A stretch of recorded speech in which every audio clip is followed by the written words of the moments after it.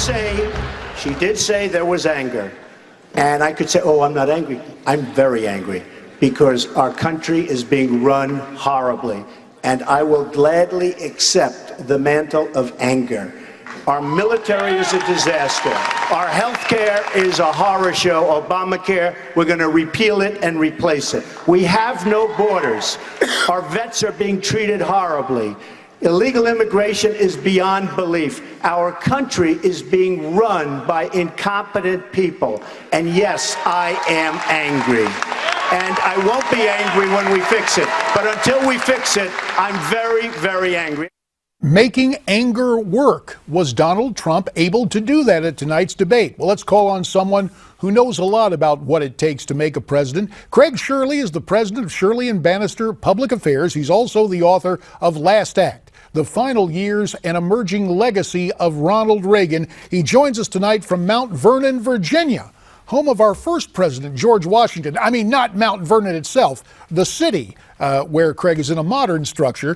But what about this modern approach to the presidency, Craig? Did Trump turn it around and make anger work? You know, JD, he has an uncanny ability, a unique ability to reframe the debate and recast the debate. And I say that with complete admiration because whenever it looks like he's thrown on the defensive, he finds a way to recast it and put himself back on offense. And he did so tonight with that question about his anger and about Governor Haley's accusation against him about being a voice of anger.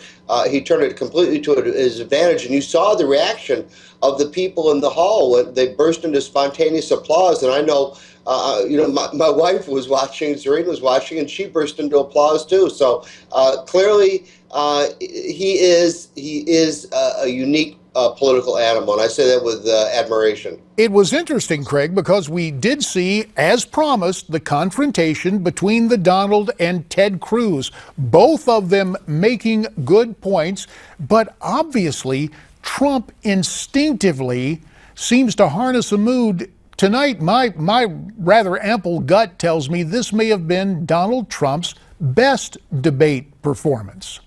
Oh, there's no doubt about it, JD. He was very, very comfortable up there. He got in a lot of repartee. He got in a lot of shots, and I think it might be historic too because Jeb Bush, and it's not just Jeb, but it's also the Bush dynasty.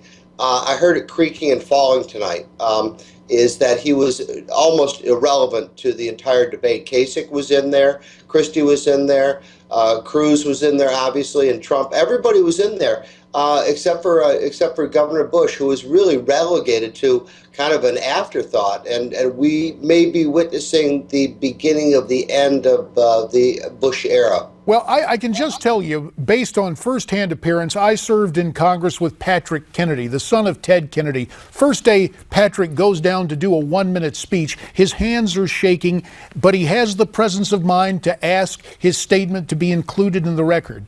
I went over to talk to him, and at that moment, I got to understand the very human situation where people who come from these dynasties are under great pressure. And it appeared to me tonight, Craig, that initially Jeb was walking on eggshells because of the pressure to perform, perhaps because of his last name. Did you get that sense? Oh, yes, very much so.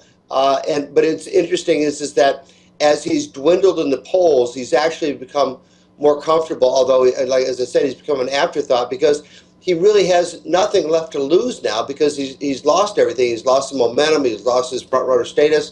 And for all we know, all things being equal, he's most likely not going to be the nominee of the Republican Party later this year. So in a way, it liberates him to basically become more comfortable since he's got nothing left to lose. And if both Trump and Bush eventually become more comfortable, will we see changes? We know what the situation is now. Craig Shirley, we appreciate your assessment for what went on tonight. There is much more ahead as we talk about the first Republican presidential debate of 2016 and continue our post-debate special right here on Newsmax TV.